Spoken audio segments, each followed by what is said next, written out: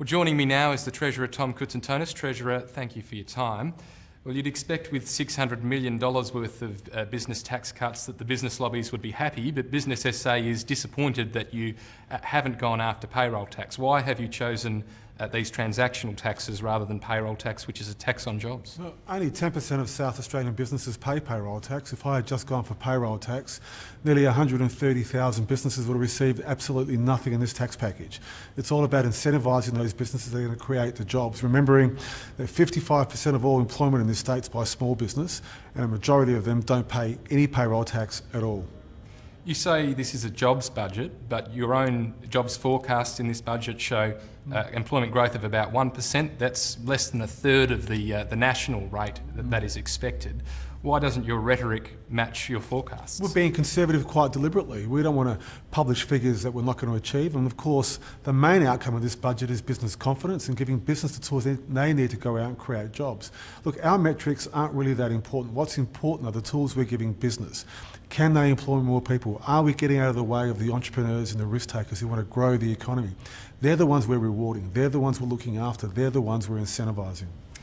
The ratings agency Standard & Poor's says it is sceptical about some of your economic forecasts. They don't think that you can return the economy to the rate of growth that you think you can. Why should South Australians believe that you can deliver consistent surpluses when we've seen consistently promised surpluses which are never delivered? Well, they have plenty of time to judge us in 6 months with the MYBR and, of course, over the next 2 years. I believe we'll deliver these surpluses, but most importantly, we're delivering tax cuts. We're giving business the tools that they need. The reality is, what Standard & Poor's aren't putting into their equation is that South Australian business will have a competitive advantage no other business community has anywhere in Australia. This is radical reform, giving business the opportunity to go out there and turbocharge their own business. Infrastructure. This isn't there is no big ticket infrastructure item in this budget like we've seen in previous budgets. You've talked about putting a floor under infrastructure spending. Is that enough to keep the economy ticking over? Look, more importantly, we're letting business spend money on their own infrastructure by giving them money back in tax cuts. What we want them to do is to invest in their own businesses, improve their own productivity, and importantly, go out and purchase new businesses, buying that goodwill, buying that IP, buying that plant and equipment. And for the first time in South Australian history, that'll all be tax-free. You sound a little bit like the opposition leader there. You're wearing a blue tie today. Have you borrowed from him at the last election? Well, like me, he told everyone to go out and vote Labor at the last election, so we have a lot in common in that respect, but ultimately the taxes he wanted to cut were for the top end of town. We're cutting taxes for small business. We're cutting taxes for the doers, the risk takers, the people who are out there employing 10, 20, 30 people.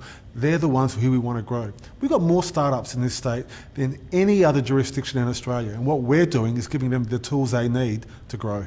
What about cutting your own cloth, though? You've announced practically no additional savings measures in this budget. Are you saying that there are no more efficiencies to find in the public service, that this government is as lean and mean as it can be? Well, there are efficiencies across the forward estimates, but they were announced in previous budgets, and we expect to meet all those efficiencies, and we are reducing headcount in the government. But more importantly, Standard & Poor's today also said the government's been very good at meeting its objectives of bringing down expenditure, and across the forward estimates, we are cutting our own spending by nearly 1% over the next 4 years. Treasurer Tom Koutsantonis, thank you very much for your time. Thank you.